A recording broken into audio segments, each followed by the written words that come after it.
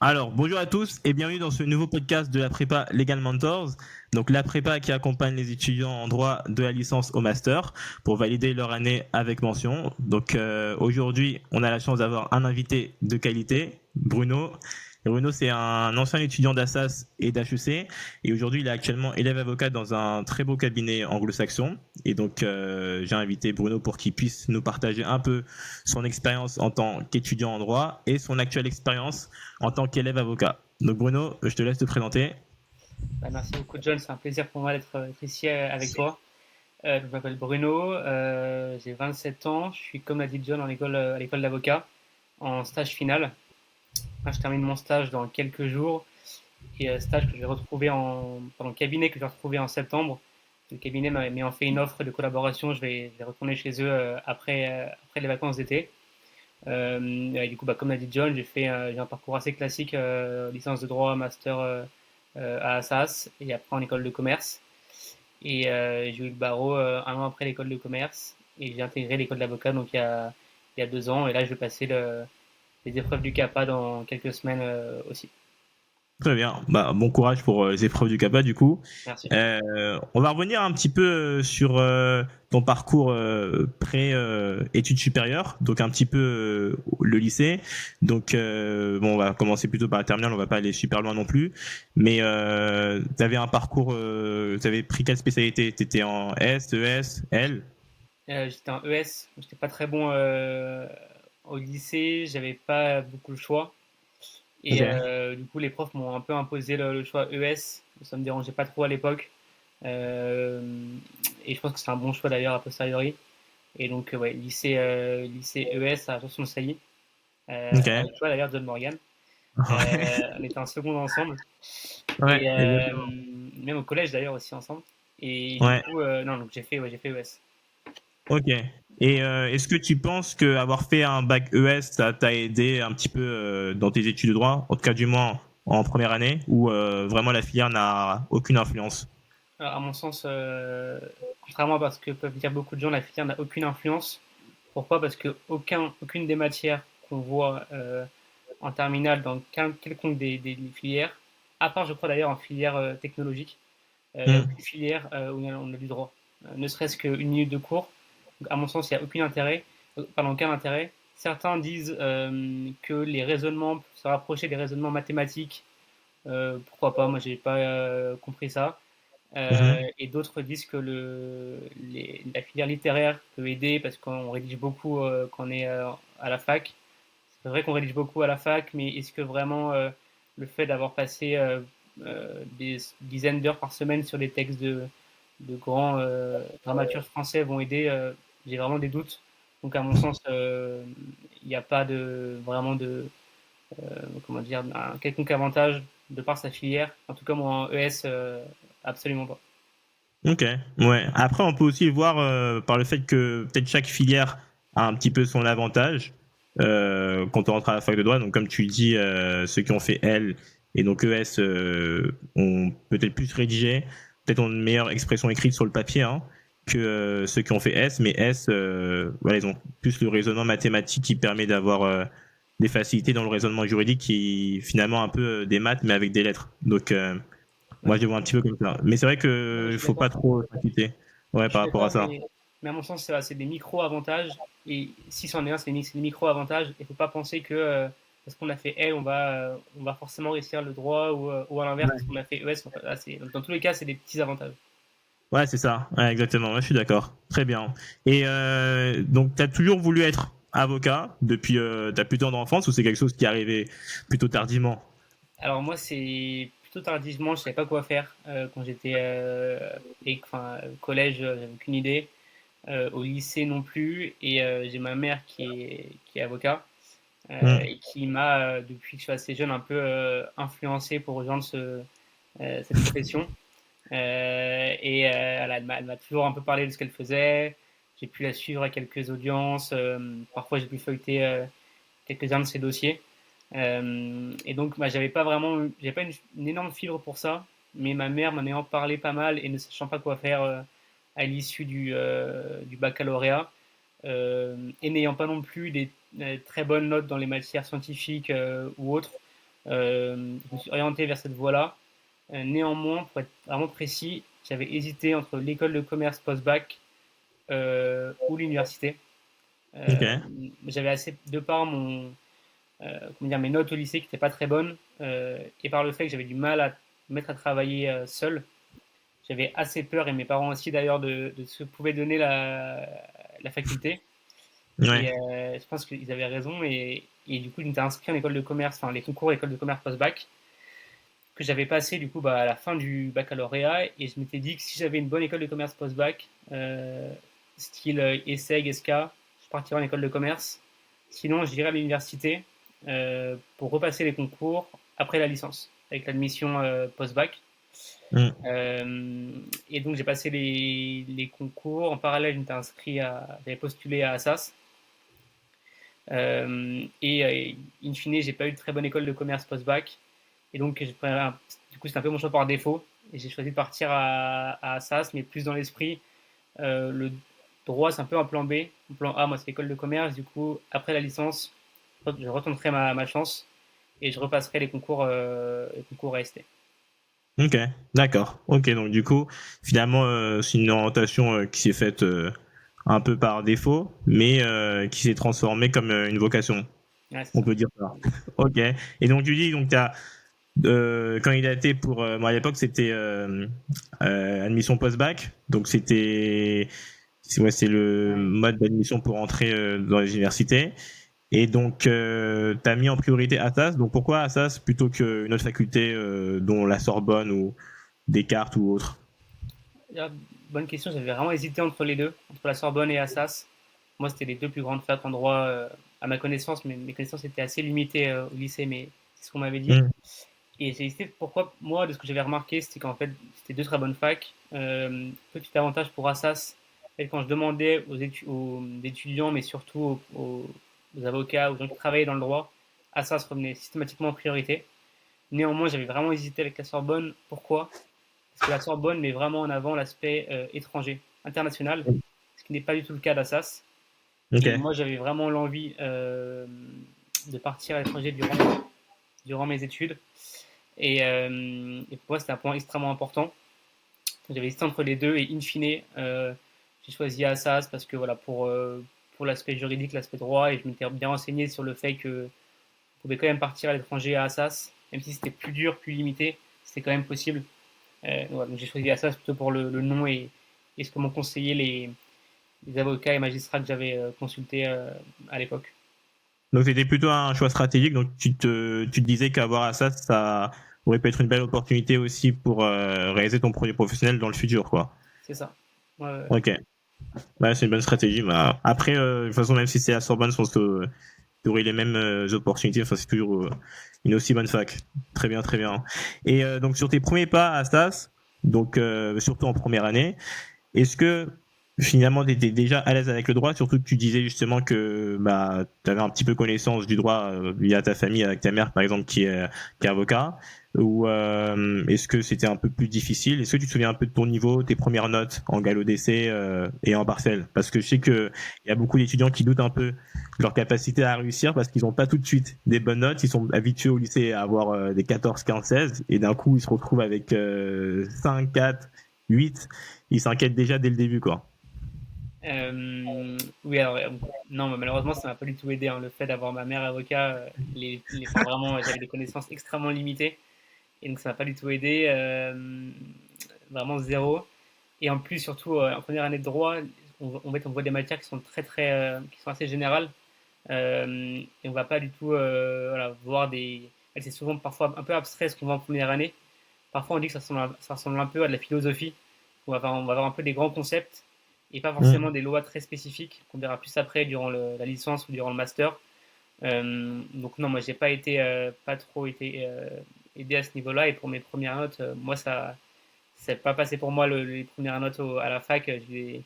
Ma première note, je me rappelle plus trop, mais ça devait être autour de 8, je pense. Et 8, je pense que je suis enfin ouais, 8, 7, 8 dans ces eaux-là, je pense, en galop Mm. d'essai et en notes que j'ai et en devoirs qu'on rend. 7-8. Mais voilà, après, dans la classe, on avait tous 7, 7, 8. En gros, ça allait entre peut-être 6 et 15 maximum. Mais voilà, moi, j'ai pas été. Enfin, je pense qu'il est très très dur, c'est pour les gens qui sont excellents au lycée. Il y a beaucoup de gens qui sont très bons au lycée, qui arrivent à la fac et qui perdent leur repère et qui ont des notes qu'ils trouvent mauvaises au début, donc des 8 ou des 9. Et pour eux, passer de 16 au lycée à 8-9, c'est très compliqué, j'imagine, mentalement.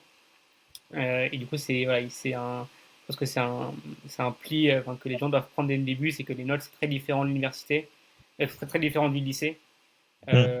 Ce qu'on vous demande, c'est très différent aussi. Donc, c'est tout à fait normal. Et il ne faut pas se formaliser quand on a des mauvaises notes au début à la fac. C'est juste un pli à prendre de méthodologie pour les prochains mois, les prochains trimestres, et qui va forcément arriver à un moment donné. C'est ça. Oui, donc il n'y a pas de corrélation entre le fait d'être un bon élève au lycée et automatiquement être un bon étudiant à la fac de droit.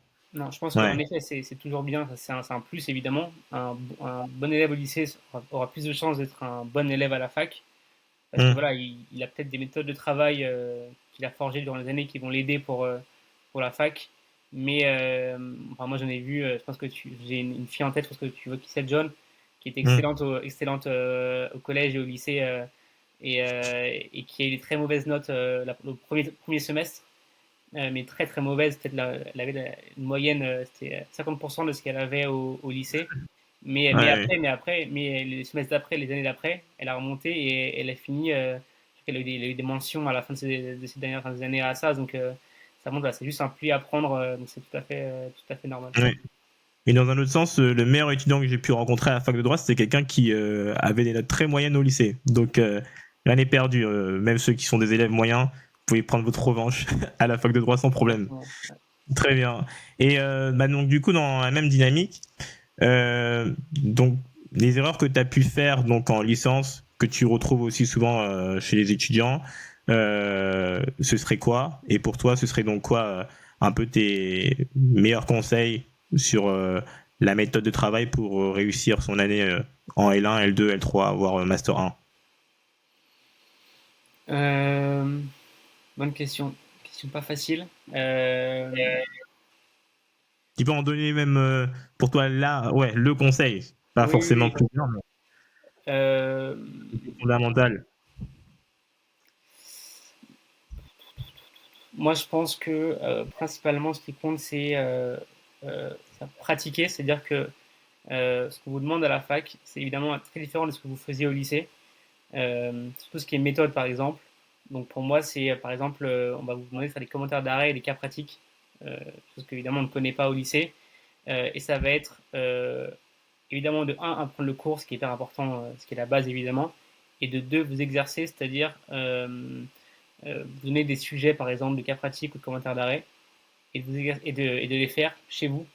Et je pense que c'est une méthode après, tu as 1000 méthodes différentes, mais c'est une méthode je pense, qui peut marcher, c'est le fait de se confronter à la pratique. Là où je pense qu'au lycée, le seul fait d'apprendre son cours par cœur suffit à avoir des bonnes notes. À la fac de droit, apprendre son cours par cœur, c'est obligatoire, mais c'est pas suffisant. Donc à mon sens, ça devient obligatoire pour avoir des bonnes notes, de faire un peu plus, par exemple sur la méthode. Et pour la première année de droit, c'est un point la méthode c'est primordial, c'est-à-dire que dans le barème, il y a, de ce qu'on m'avait dit, 4 points sur 20 qui sont sur la méthode. Sur la méthode. Le seul Mm. fait d'avoir acquis la méthode, on est acquis d'avoir quasiment la moyenne en fait. Et c'est un truc qu'on a en L1 et qu'on n'a pas trop après à la fin de la licence, le fait d'avoir des points bonus grâce à la méthode. Donc moi je dirais vraiment de se focus sur la méthode et surtout en première année de droit, c'est extrêmement valorisé. Et généralement les profs de TD nous forment assez bien sur ces points-là. Donc il faut bien mettre ça en pratique et je pense que ça va fonctionner. Ouais, non, bah, je te rejoins totalement là-dessus parce que justement, c'était un des conseils que je donne aux étudiants que j'accompagne dans la prépa. C'est vraiment, ça peut être, en fait, c'est forcément obligé d'apprendre un petit peu son cours à un minimum, mais ce qui fait vraiment la différence, c'est l'entraînement, donc la pratique. Déjà, l'entraînement à travers les TD qui vous permettent de bien acquérir la méthode, et entraînement aussi dans le sens où vous habituez un petit peu à vous confronter aux différents exercices juridiques. et encore plus important quand on est en première année et qu'on n'a pas l'habitude de les faire. Donc vraiment, ça c'est vraiment la clé. Plus on s'entraîne et plus on garantit ses chances de réussir son année. Donc dans le même sens. Donc si vous souhaitez améliorer votre méthode de travail et viser la mention durant votre année, n'hésitez pas à prendre un appel avec moi. Il y a un lien qui se trouve dans la description. Donc sur maintenant le master. Voilà, donc tu as eu ta licence, félicitations. Je sais pas si tu l'as mentionné dans ta petite présentation, mais tu as fait un master qu'on peut dire un petit peu atypique. Et on a fait d'ailleurs le même, mais pas au même endroit. Donc tu as fait un master 1 en droit des affaires franco-asiatiques. Donc tu as eu l'occasion de partir au Vietnam. Donc pourquoi ce choix? Et parle-nous un petit peu de l'organisation de la formation, comment ça s'est passé? Alors, pourquoi ce choix? Donc, c'était après 3 ans d'années à Assas. Comme je l'avais dit au départ, moi j'avais vraiment envie de partir à l'étranger durant mes études, chose que je n'avais pas pu faire durant ma licence. Et donc, naturellement, j'ai vraiment tout fait pour partir à l'étranger en Master 1. Et comme j'avais dit aussi avant, Assas, c'est très compliqué de partir à l'étranger. Par exemple, t'as une liste de peut-être 15 pays. Sur 15 pays, tu as 13 pays où tu n'as que une ou deux places. Ouais, Ou c'est vrai. peut-être une dizaine. Quoi. Et on est, pour rappel, en L3, je crois qu'on est 1000 étudiants à Assas. Donc, À en peu tout, près, oui. ouais, donc tu dois avoir 50 places pour 1000 étudiants. Bon, évidemment, tout le monde ne postule pas, mais ça donne un peu une idée. Et le pays qui, euh, qui octroie le plus de places, c'est le Vietnam. Donc moi, j'ai pas vraiment d'envie particulière sur un pays, mais plus sur le fait de découvrir un nouveau pays, ou enfin, sortir de France et voilà, avoir un peu une culture nouvelle. Et donc, j'ai plus orienté ce choix donc stratégiquement sur le Vietnam. C'est un pays où tu avais 15 places, bien d'ailleurs peut-être 30 places avec le Cambodge. C'est une formation où on a deux villes, Cambodge et Vietnam. Je crois que c'était 15 par pays. Et donc, voilà, j'ai postulé là-bas. Vraiment, c'est pour mon envie principale, c'était voilà, souffler un peu d'Assas après 3 ans, où en gros on passe de 9h à 18h tous les jours sur les bancs de la fac à gratter notre feuille, à prendre des notes sur un ordi. Et donc j'ai fait le choix de ce master-là, sachant que c'était un master qui laissait le temps aux étudiants de faire des stages durant l'année en fait. On avait cours uniquement le soir et le week-end, et donc vous pouvez avoir des stages qui étaient hyper valorisants sur le CV, parce qu'en plus du master d'Assas, on avait des expériences en plus. Donc là où on Tu était peux dans donner la... un peu les exemples de stages, un Ouais. petit peu que les étudiants ont pu faire dans les cabinets d'avocats ou même les entreprises ou même Ouais. autres. Bah, ce qui est cool, c'est qu'on avait vraiment pas mal de choix. Moi, j'ai fait mon stage à la Chambre de commerce européenne et au Consulat général de France à Ho Chi Minh Ville. Et j'ai des amis qui étaient dans mes cabinets d'avocats, chez KPMG, dans les cabinets peut-être moins connus, mais des gros cabinets au Vietnam. Hmm. Donc, il y a même aussi des gens qui faisaient des stages dans des assos, des ONG. Il y avait vraiment un peu de tout. Et du coup, bah, à la fin de l'année, on avait tous notre master plus des stages. Et là où à Assas, on aurait juste eu des stages, donc c'était juste une master. Ça, c'était hyper, ouais, hyper valorisant et une des choses qui a fait que j'ai choisi ce master. Et tu disais que justement, vous n'avez pas autant de cours à Paris. C'était quoi un peu le rythme des cours au Vietnam? Justement, ça, c'est une très bonne question parce qu'en fait, on avait moins de cours en termes de nombre d'heures. Enfin, quoique, en fait, ouais, peut-être un peu moins, mais pas non plus beaucoup moins, à mon avis. Et en fait, donc, on avait cours le soir et le week-end pour avoir le temps pour les stages. Donc, on avait peut-être cours dans mes souvenirs, 17h à 20h tous les jours, enfin, de lundi à vendredi. Et, euh, et c'était j'étais plein durant le Covid, où les cours ont été un peu modifiés, mais on avait aussi cours parfois le week-end et on avait nos examens aussi le week-end. Mais à part ça, ce qui était bien, c'est qu'en fait, là où à Assas, les cours sont quand même extrêmement théoriques, c'est-à-dire que les personnes qui nous enseignent sont des professeurs ou des profs de télé, donc des doctorants. Là, c'était vraiment l'opposé. On avait, alors certes, quelques professeurs, mais on avait aussi beaucoup de professionnels, d'avocats, Hmm. qui venaient nous faire cours sur leur matière à eux. Du coup, on avait une vision qui était très pratique de la matière. Et moi, c'est vraiment aussi ce que je voulais avoir, c'est parce que voilà, je voulais un peu me sortir des visions très théoriques du droit que j'avais à l'université. Et je voulais avoir une approche plus pratique. Et les cours, donc c'était des avocats vietnamiens qui travaillaient dans des cabinets internationaux. qui nous faisait des cours et c'était extrêmement pratique, donc c'était extrêmement intéressant pour nous.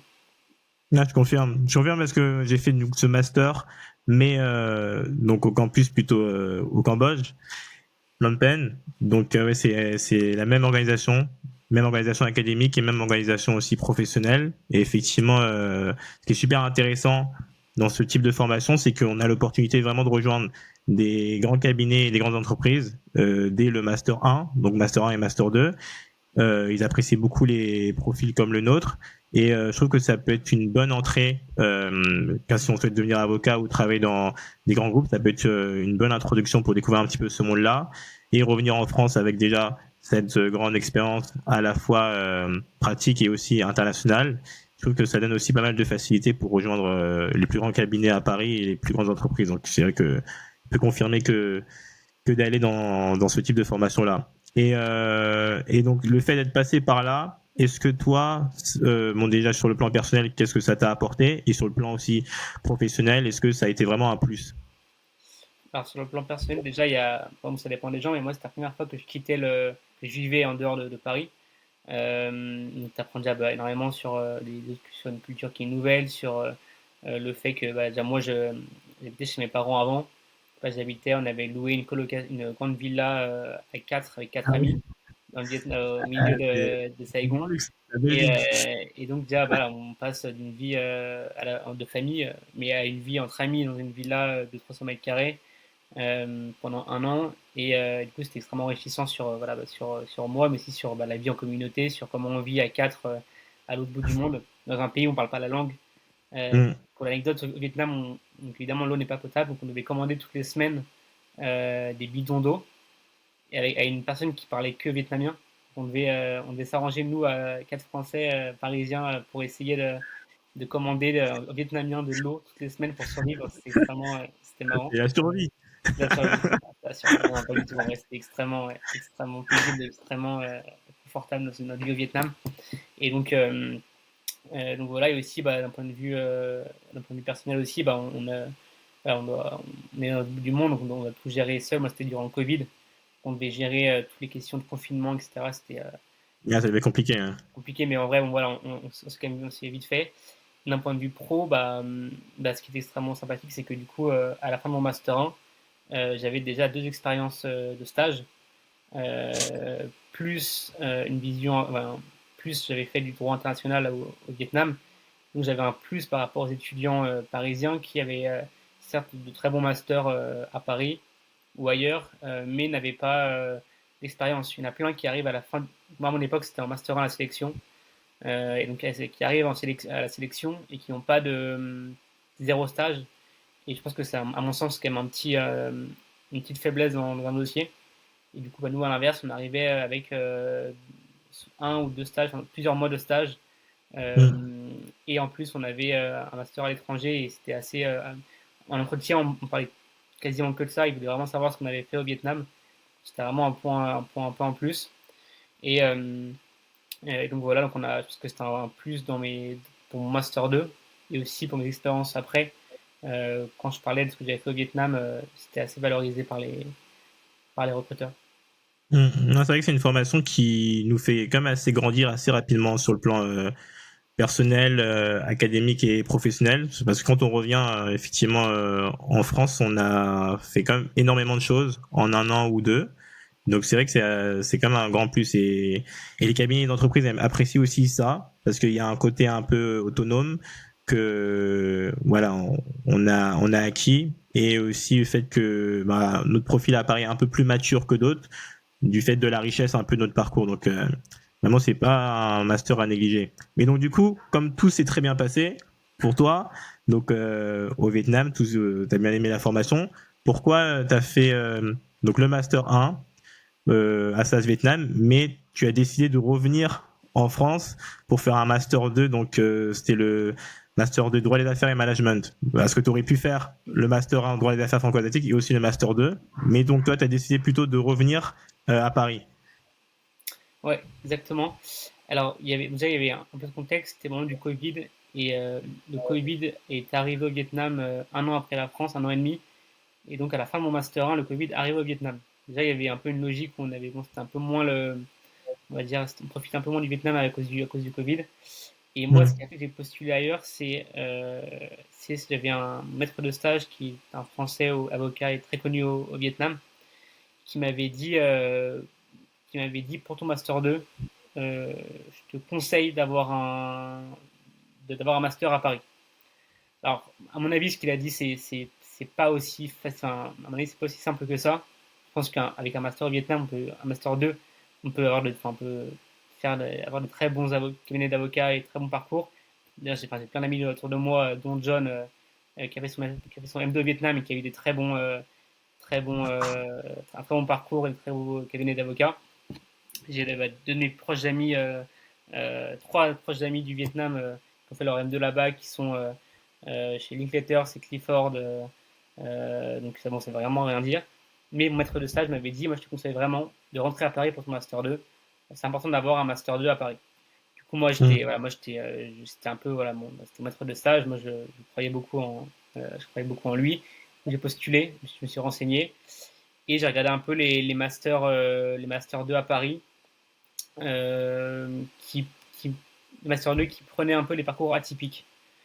Pourquoi? Parce que quand on a fait un M1 au Vietnam, ça peut, comment dire, ça peut être compliqué d'atteindre des Master 2 à Assas qui vont avoir une vision un peu cloisonnée des choses. Et des Master 2 à Assas où quand on a fait un semestre à l'étranger, on n'est pas pris. Même si Mhm. on a fait son semestre, par exemple, je crois qu'il y a un échange entre Assas et Cambridge, ou une fac à Ah, Assas, Oxford. Oxford, voilà. Oxford, oui. Oxford, pardon. Et même si c'est Oxford, les Master 2 se ferment et ils ne veulent pas entendre parler de l'étudiant. Donc voilà, c'est comme ça, il faut le savoir. Moi, j'ai cherché par un peu stratège les Master 2 qui n'avaient pas cette vision fermée des choses. Et donc, je suis tombé grâce à un ami d'ailleurs du Master du Vietnam qui m'en a parlé. Je suis tombé sur ce Master-là, le Master MBA, qui était réputé voilà, pour peut-être prendre un peu des profils un peu plus originaux. Et Mhm. donc, j'ai postulé chez eux durant l'année, enfin durant la fin d'année.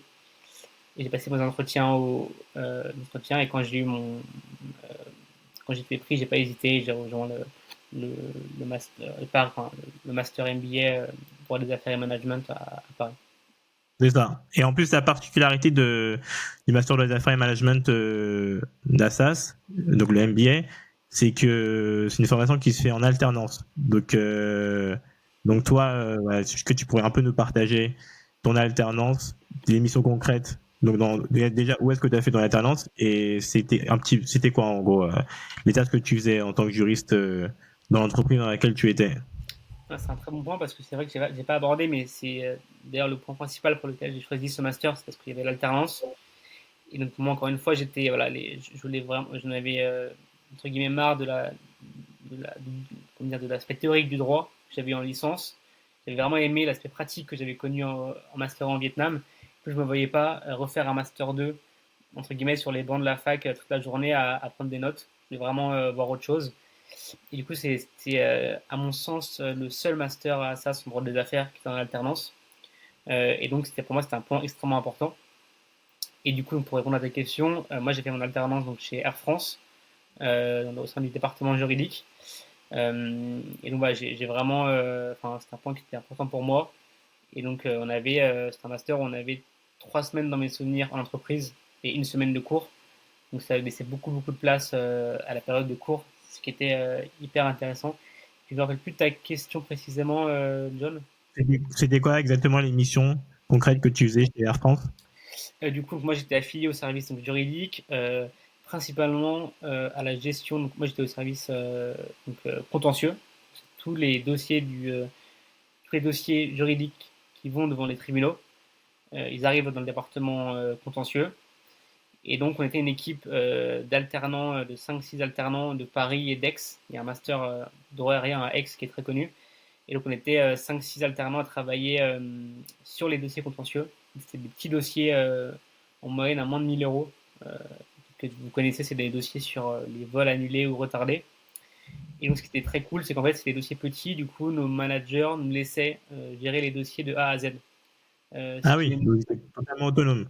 alors évidemment au début ils nous ont formés, etc., etc. Et évidemment au début nos mails étaient relus et voilà, transactions, enfin, nos décisions étaient évidemment relues par nos maîtres d'alternance qui nous formaient évidemment. Mais du coup, j'avais, à mon sens, c'était le seul des alternants au sein de mon master qui vraiment pouvait gérer des dossiers, évidemment petits, mais des dossiers de A à Z. Et du coup, donc on décidait soit de transiger un dossier, on décidait de la défense adoptée sur un dossier, et on devait mandater les avocats. Et à la fin de l'alternance, j'ai eu la chance de même plaider devant le tribunal pour Air France. Air France enfin les dossiers en question ayant un enjeu de moins de 1000 euros, enfin même un peu plus parfois, mais moins de 10 000 euros, le ministère de l'avocat n'est pas obligatoire. Donc n'importe qui chez Air France peut plaider. Et ma manager m'a laissé plaider à plusieurs reprises. J'ai plaidé en tout une vingtaine de dossiers. Donc c'était c'est pas mal, hein. pas mal. Donc c'était hyper intéressant et hyper formateur. Et d'ailleurs, en un mot, c'est ce qui m'a donné envie d'être avocat parce que à ce moment-là, j'étais peut-être à devenir juste juriste et pas avocat. Et en ayant fait mon alternance au sein du département contentieux, j'ai vraiment goûté à l'aspect procédural, l'aspect un peu fight avec l'adversaire, etc. L'aspect un peu stratégie procédurale. Et c'est ce qui m'a donné envie de devenir avocat et de me présenter au barreau juste après. Donc c'est le goût de la procédure, le goût de plaider qui t'a convaincu que peut-être que le fait d'être juriste d'entreprise, c'était pas ce que tu préférais, mais vraiment le fait de devenir avocat. C'est ça.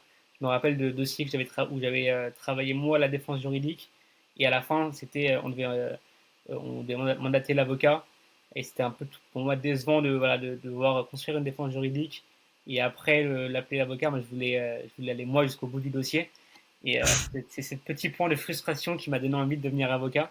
Enfin, entre autres, hein, évidemment, il n'y a pas que ça. Et du Ouais, coup, c'est un oui, bon point déjà. pardon.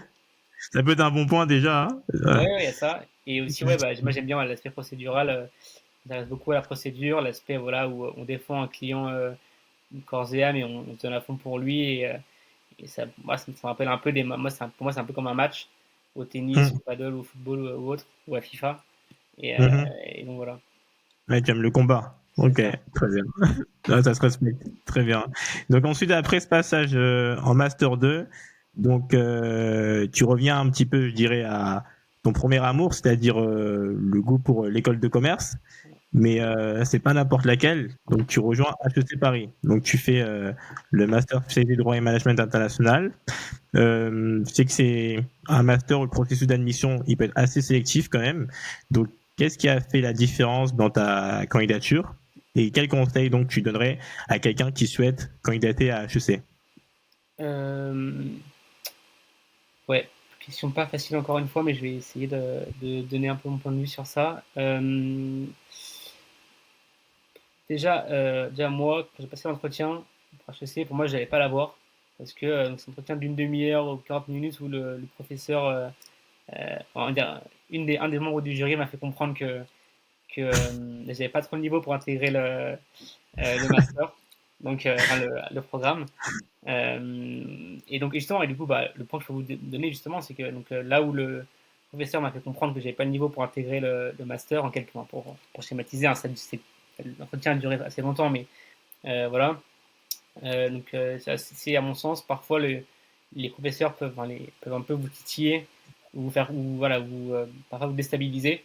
Il faut toujours rester voilà comment dire, stable, garder un peu sa ligne de défense et ne pas avoir peur. C'est-à-dire qu'un professeur, il va pas vous titiller juste pour vous embêter, il va le faire pour un peu voir ce que vous avez derrière. Et ça, il faut toujours le garder en tête, même pour des euros style CRFPA, que voilà, le jury peut vous tenter de déstabiliser. Il ne faut pas prendre les choses personnellement, mais il faut comprendre un peu ce que l'interlocuteur souhaite savoir de nous pour pouvoir y répondre et donc pas perdre ses moyens. Et donc ça, c'est un premier point. Et je pense que le second point pour HEC, je pense que qui dit école de commerce dit, contrairement à la fac, qu'ils aiment bien avoir un peu des profils parfois atypiques. Pas atypiques dans le sens enfin, mauvais élèves ou autre, mais plus dans le sens aussi où des gens qui ont développé des choses en parallèle de la fac. C'est-à-dire que ils vont valoriser, par exemple, quelqu'un qui va créer sa boîte en parallèle de la fac, un mec qui va avoir vécu 10 ans à l'étranger, quelqu'un qui aura fait plein de stages, plein de choses comme ça, que la fac ne prend peut-être pas trop en compte, mais qui est vraiment mis en avant par les écoles de commerce. Donc, à mon avis, pouvoir mettre en avant des qualités un peu atypiques, c'est un point fort pour intégrer une école de commerce. Ouais, je confirme parce que j'ai fait la même formation et effectivement, il y a le côté atypique et le côté aussi. En fait, c'est en même temps, ils recherchent des bons juristes et aussi effectivement des gens qui ont fait des choses assez intéressantes en dehors du côté académique. Donc c'est vraiment l'ensemble du dossier qui est regardé. Enfin, c'est des gens qui sont très bons en droit, qui ont souvent des mentions durant leur cursus, mais qui ont à côté aussi une expérience enrichissante. Il y en a qui sont champions dans une catégorie sportive, d'autres qui effectivement ont créé leur boîte, d'autres qui font des activités un peu culturelles, théâtre, etc. Donc ouais, c'est quelque chose qu'il faut. Si vous visez ce type d'école, il faut penser à regarder un petit peu son profil dans sa globalité. Donc vous concentrer pas trop. Enfin, mieux vous concentrer dans les études, mieux c'est. Mais essayez aussi de vous ouvrir un petit peu à des activités extrascolaires qui pourraient être valorisées dans la sélection en master, mais aussi si vous souhaitez rejoindre une école de commerce. Donc ça, c'est pas mal. Et donc concrètement, comment se déroule le programme à HEC Paris, le programme, donc le côté académique, mais aussi comment ça se passe la vie étudiante à HEC et oui, donc comment ça se passe à la vie étudiante et c'est quoi l'approche pédagogique de la filière droit à HEC? Alors, le programme il est divisé en deux parties. Première partie, donc c'est une partie, on va dire, plus théorique. Alors, pas théorique comme à la fac, hein, heureusement pas, mais quand même un peu théorique, c'est-à-dire qu'on est de septembre dans les souvenirs, à décembre, janvier, dans les locaux d'HEC, donc à Julien Josas. Là, on est toute la promotion, donc on a des cours uniquement par promotion. Donc, c'est des cours assez réduits. On n'est pas dans des amphis comme à la fac où ils mélangent tout le monde à 600, 800, voire 1000. Non, c'est pas comme ça.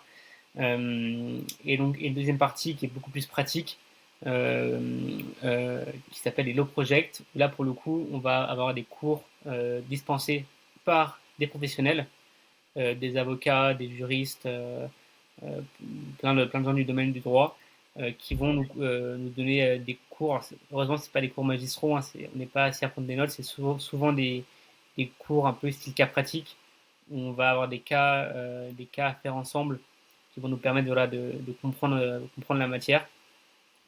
Et ouais, on a ces deux côtés-là et l'année elle se termine dans mes souvenirs en avril-mai et après on fait un stage. Du coup, sont trois parties. Donc, première partie de 6 mois à Juin Josas. Après, les low projects, les cas pratiques en cabinet d'avocat ou autre. Et enfin, la partie stage de 4 mois, dans mes souvenirs minimum. Tu avais une autre question, je crois, non? Oui, donc et côté vie étudiante, donc Ouais. à côté des cours, voilà, est-ce que quand on est étudiant dans ce master-là, est-ce qu'on peut aussi bien profiter de la vie étudiante que les gens qui font le PGE, qui sont là depuis déjà pas mal de temps? Ça, un bon point et on me demande souvent d'ailleurs cette question-là.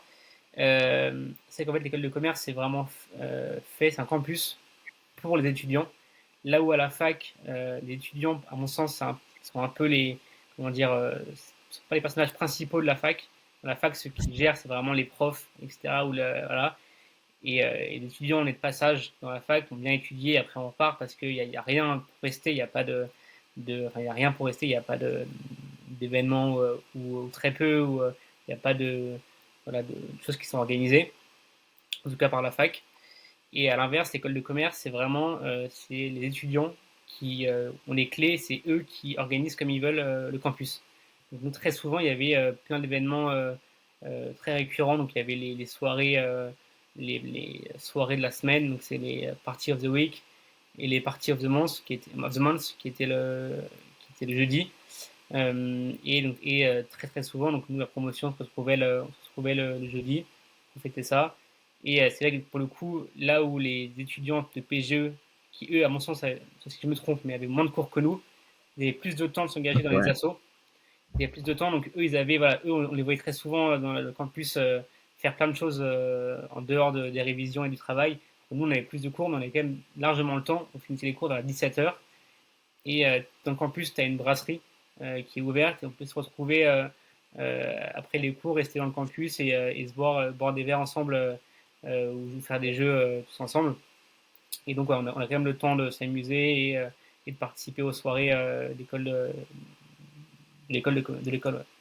Ouais.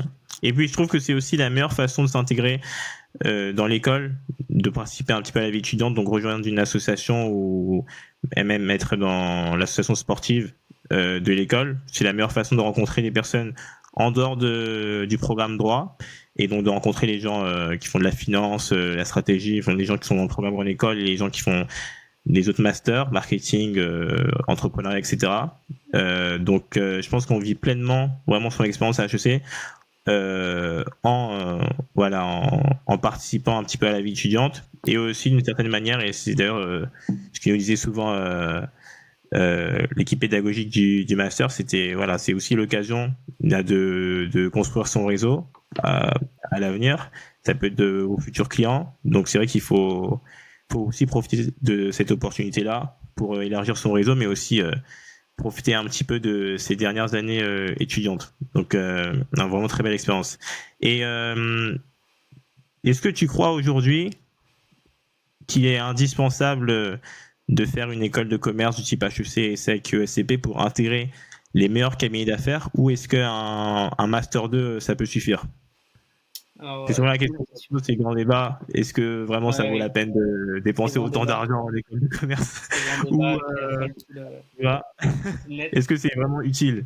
Alors moi, je vais te donner mon point de vue qui est que c'est pas du tout indispensable. On peut très bien intégrer un cabinet d'avocats reconnu entre guillemets sans mon programme en école de commerce. Enfin, je connais des dizaines, si ce n'est des centaines autour de moi.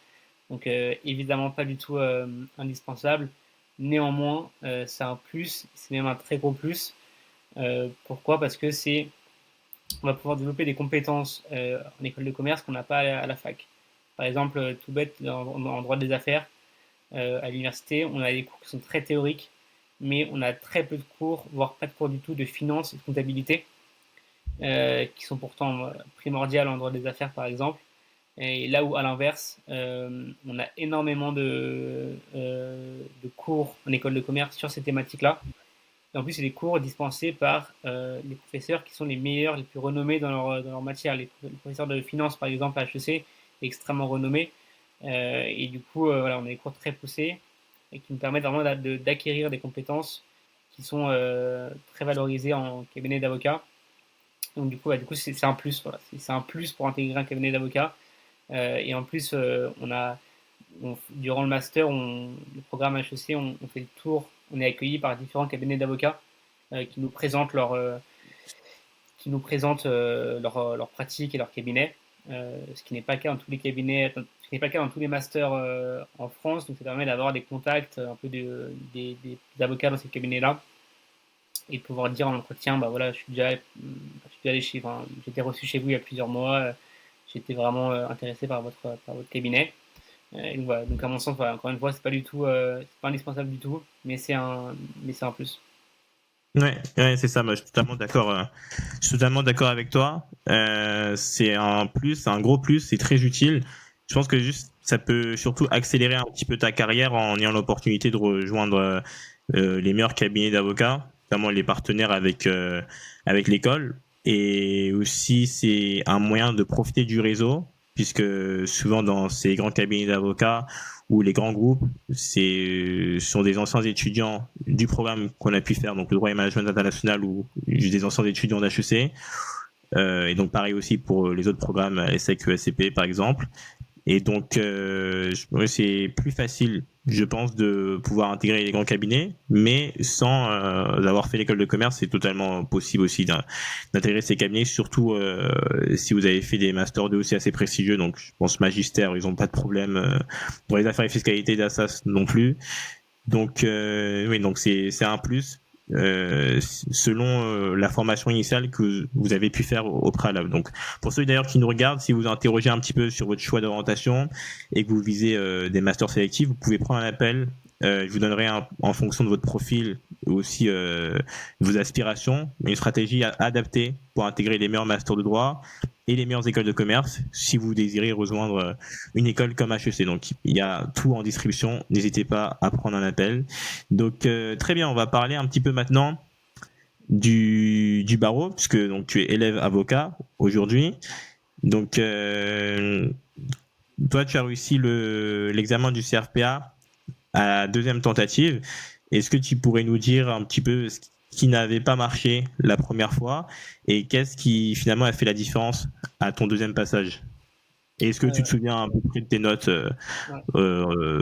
au premier passage, deuxième passage, si tu t'en souviens? Sinon, Je me souviens. Donc, alors, du coup, ouais, donc, par rapport à ce qui a marché ou pas marché, je pense que ça dépend beaucoup comment dire, des gens. C'est-à-dire qu'il y a 1800 étudiants par an à SAS. À mon sens, il y a 1800 cerveaux différents et 1800 façons de travailler différentes. Mais peut-être des choses qui reviennent quand même un peu plus. Moi, ce qui m'est manqué en premier essai, donc a posteriori, c'était j'avais pas assez travaillé, enfin j'avais révisé, et je m'étais pas assez mis en condition d'examen. C'est-à-dire que j'avais pas, à mon sens, assez fait de cas pratiques, donc c'est qui est l'examen du CRFPA, chose que moi j'avais, contrairement à beaucoup d'étudiants d'ailleurs de droit, mais moi j'avais fait aucun ou quasiment aucun cas pratique en 5 ans à Assas. J'ai dû en faire à tout casser 4-5 à mon avis, parce que mes professeurs ne proposaient pas ça à l'examen. Et donc je suis arrivé le jour J de l'examen du CRFPA. À mon sens, j'avais pas assez intégré la méthode du cas pratique et de ce qui est demandé pour le barreau. Et donc j'ai perdu beaucoup de temps dans chaque examen. Et aussi, et donc, ouais, j'ai essayé, j'ai tâché de mettre en avant l'aspect pratique des révisions, de, comment dire, une plus grande façon pour mon deuxième essai. Et donc, je m'efforçais de récupérer des sujets d'autres amis, d'ailleurs dont John, dans d'autres prépas du CRFPA, pour m'exercer en faisant le plus de cas pratiques possible. Pourquoi? Parce que aussi, c'est ma manière de travailler. Moi, je sais que apprendre par cœur, c'est pas mon point fort, mais à l'inverse, faire des cas pratiques, c'est plutôt, enfin, la pratique, c'est plutôt mon point fort. Donc, voilà, ça dépend des gens. Mais moi, je suis meilleur pour apprendre en m'exerçant le plus possible plutôt hmm. qu'en restant assis en apprenant par cœur. Du coup, je le savais déjà avant le premier essai, mais je me souviens, j'ai encore plus réalisé ça à l'issue du premier essai. Et donc, j'ai tâché à travailler sur ce point-là. Et du coup, mes notes en L1, en premier essai, finalement, j'avais raté d'assez peu. Je crois que j'avais eu 9,5 au premier essai. Hmm. Ouais, ce qui avait pêché, Ouais. j'avais réussi la synthèse. C'est un examen, enfin, une matière que j'aime pas mal et j'avais des bonnes notes. Et qui, pour rappel, c'est le plus gros coef du barreau. J'avais Ouais. eu, dans mes souvenirs, je crois que j'avais eu 13, ou un truc comme ça. Et vu que c'est coef 3, ça donne quand même pas mal de points d'avance. Et en cas pratique, j'avais en obligation, j'avais eu 4,5 dans mes souvenirs. C'est une matière, j'avais passé en 2021 le barreau et on avait une épreuve assez compliquée j'avais vraiment totalement raté. J'étais sorti de là, j'avais pensé même avoir 0 ou 1. Moi, j'avais rien mis.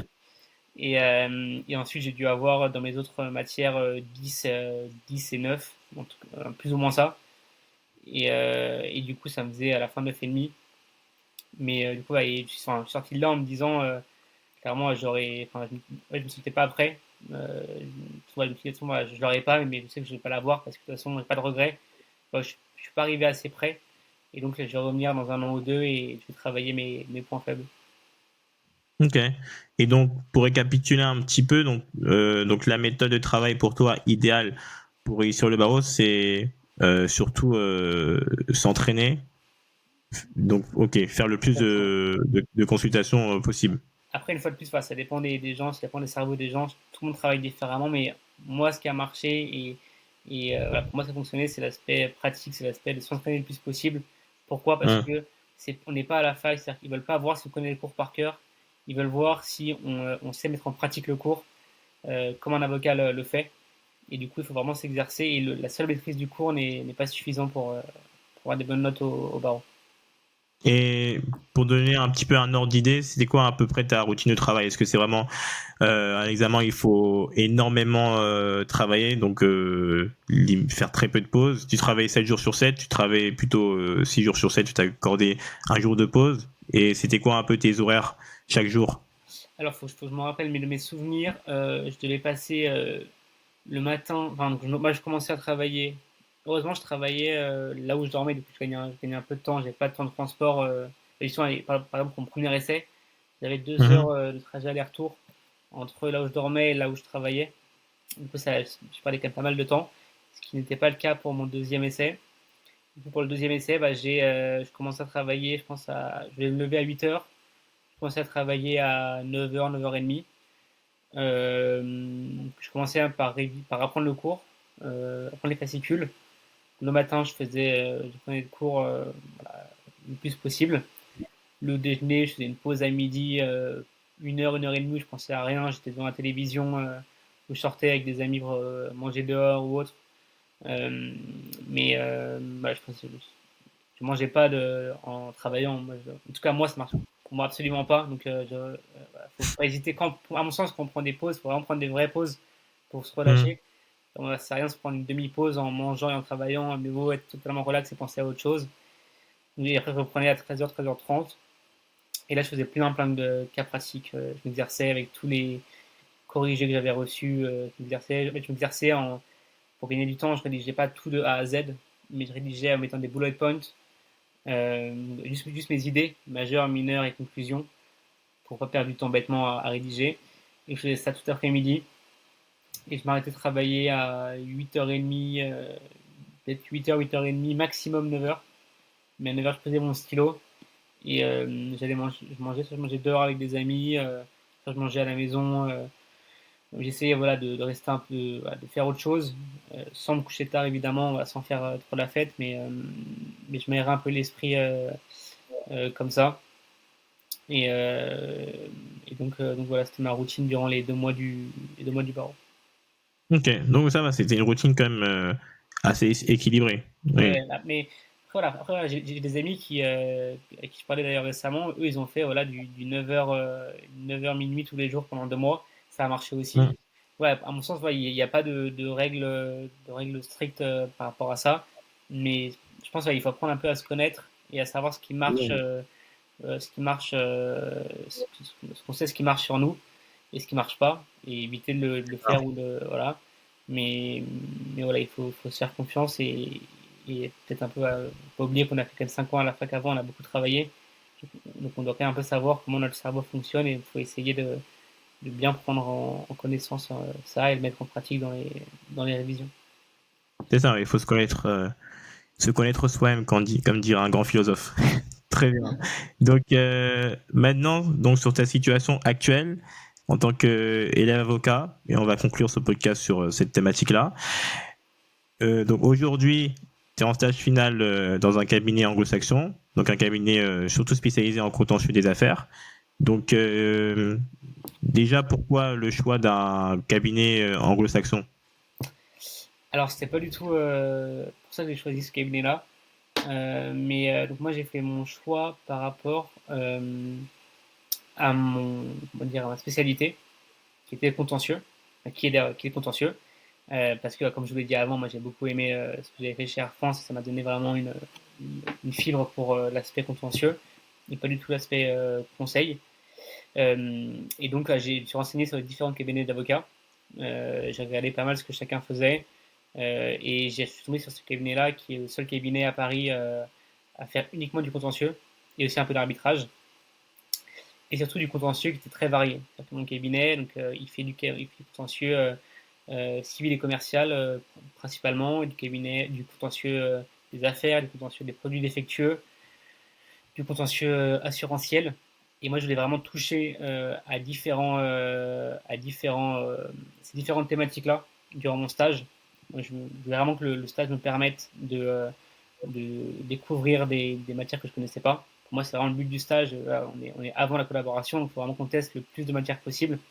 Et donc, durant ce stage-là, durant ce cabinet-là, ce que m'avaient dit les avocats et ce qui s'est avéré être vraiment vrai, j'étais amené à travailler tous les jours sur des thématiques très différentes. Tous les jours, donc je passais du matin à des expertises sur des incendies, sur des immeubles, d'après-midi à un associé qui s'est fait écarter de la société et qui va agir derrière. Donc c'était extrêmement varié. Et c'est vraiment ce choix-là. Et évidemment, ça rejoint un peu ta question, mais j'ai aussi choisi par rapport à sa réputation. Donc c'est un cabinet anglo-saxon qui est classé, qui est assez bien classé dans les différents classements des cabinets d'avocats à Paris. Et donc il y avait une renommée évidemment, et dans l'optique de ma collaboration, dans le cas où j'avais pas de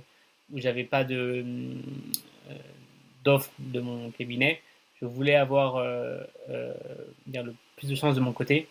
Et donc avoir un cabinet réputé en stage final me permettait d'avoir plus de chances de trouver une collaboration ailleurs. Bon, in fine, vu Hmm. que j'ai une offre de mon cabinet, j'ai pas eu ce besoin-là.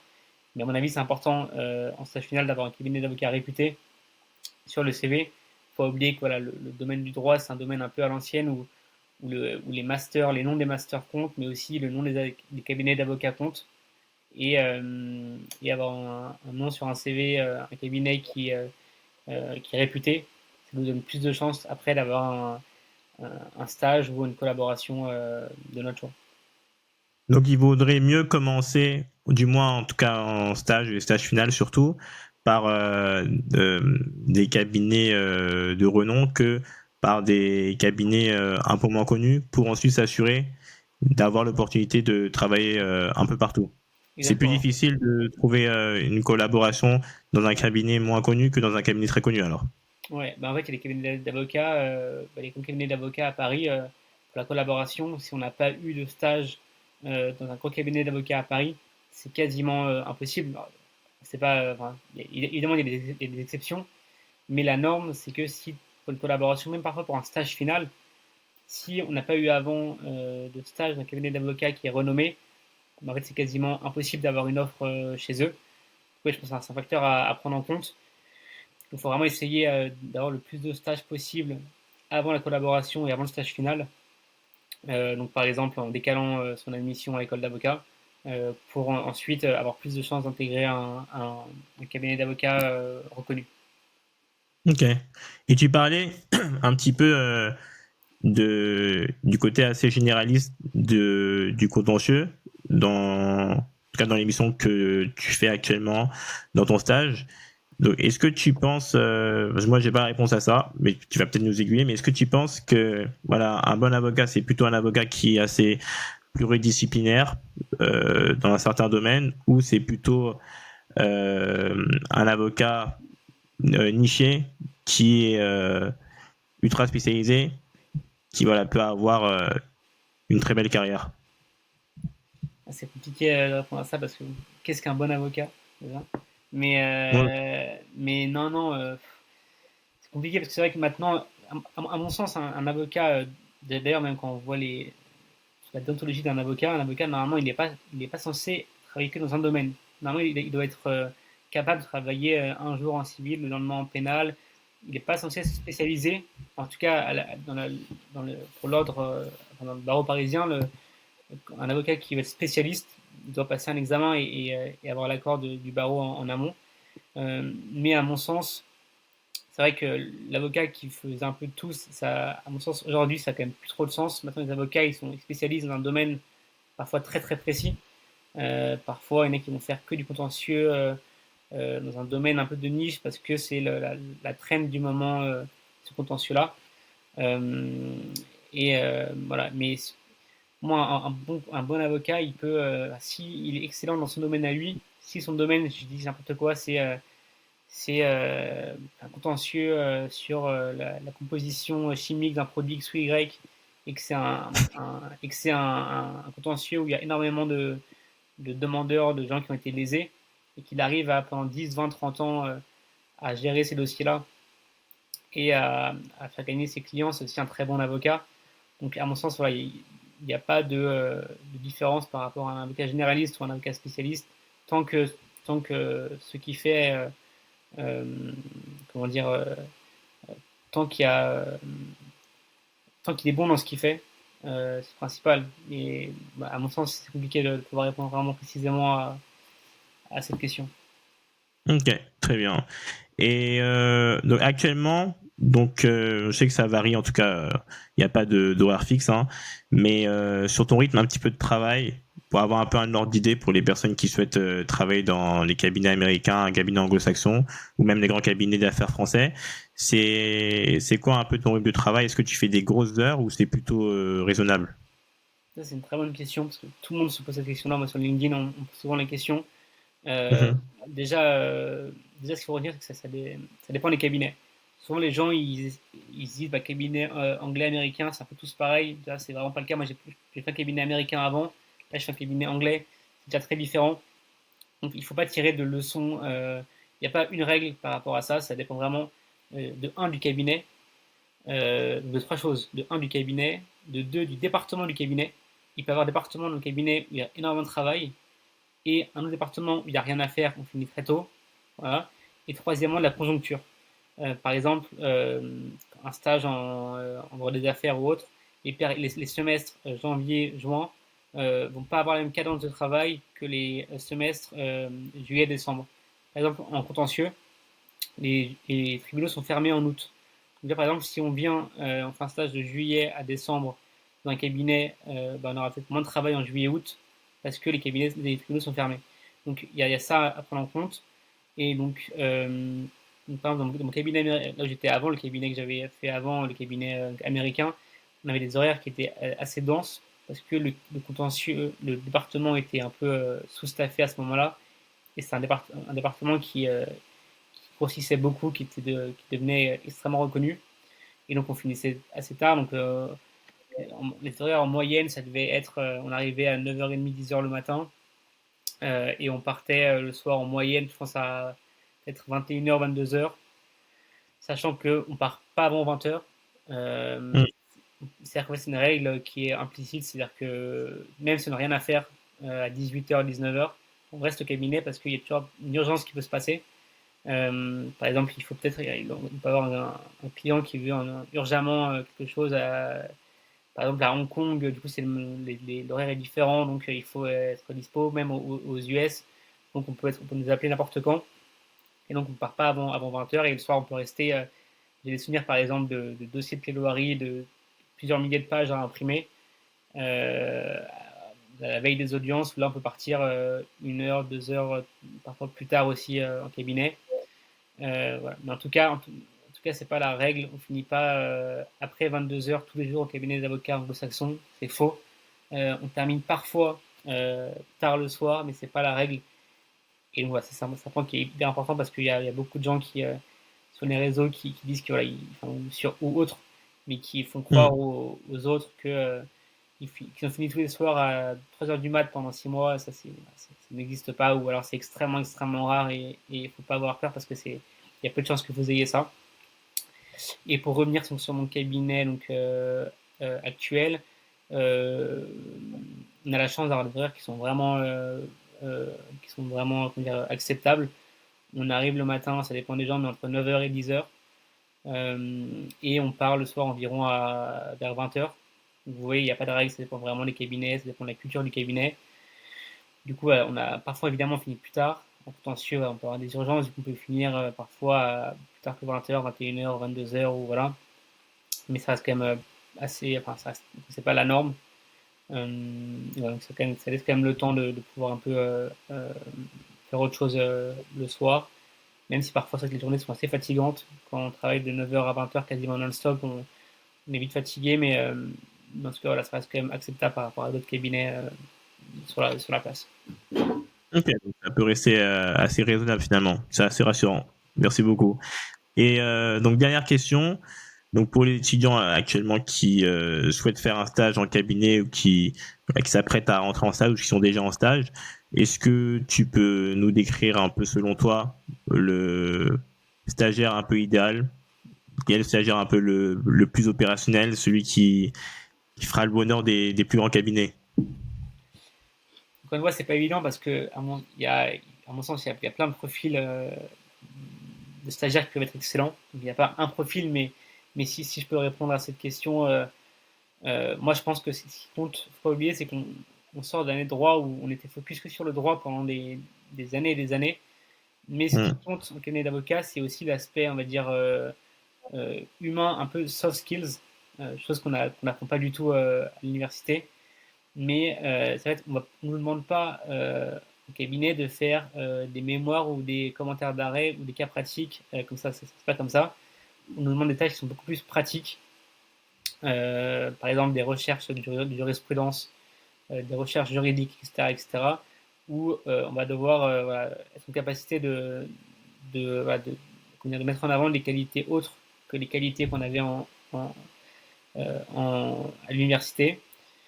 Et donc, voilà, moi, je pense que ce qui fait un bon stagiaire, c'est un stagiaire qui va savoir, qui aura évidemment des bonnes connaissances juridiques, mais qui aura surtout une capacité à travailler en équipe, à respecter les deadlines, euh, à rester tard quand parfois il faut rester tard parce qu'il n'y a pas le choix. Bah, le stagiaire, évidemment, il va rester, il va travailler avec l'équipe, il ne va pas laisser son équipe travailler seul, euh, tout seul.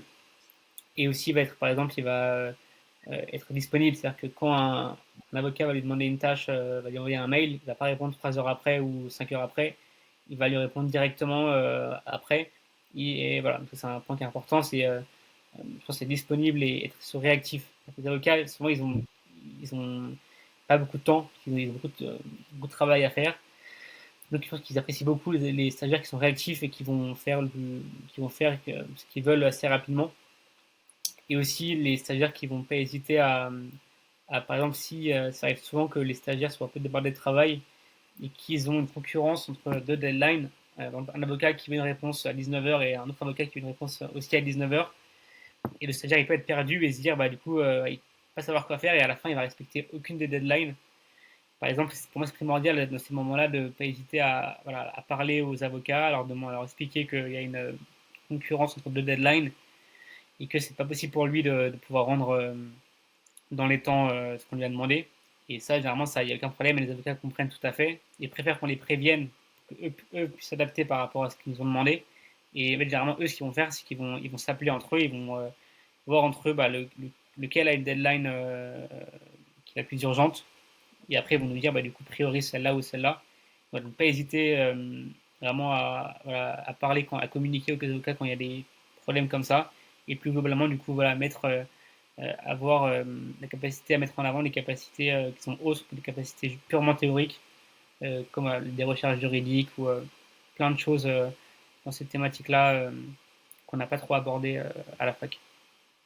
Ok, donc le profil idéal du stagiaire, c'est soft skills, dévoué, disponible et réactif, et apprendre à dire non lorsqu'il y a une concurrence dans Ouais, les tâches je et les dirais deadlines. pas dire non, mais voilà, communiquer sur le fait, j'ai ces deux deadlines-là, comment je fais? Parce que je ne Oui. pourrais pas les finir les deux dans 2 heures, donc voilà, Mhm. comment je dois faire? Ok, très bien. Bah, c'était la dernière question. Donc, merci vraiment beaucoup, Bruno, pour ta sincérité et ton recul. C'était hyper intéressant. J'espère que toutes les personnes qui vont regarder ce podcast seront aussi intéressées de t'écouter. Donc, n'hésitez pas à liker, à commenter et à vous abonner. Et ceux qui veulent se faire aider à obtenir une mention à la fac de droit, n'hésitez pas à prendre un appel. Le lien se trouve dans la description. Donc, il ne nous reste plus qu'à vous dire à très bientôt et bon courage. Au revoir à vous.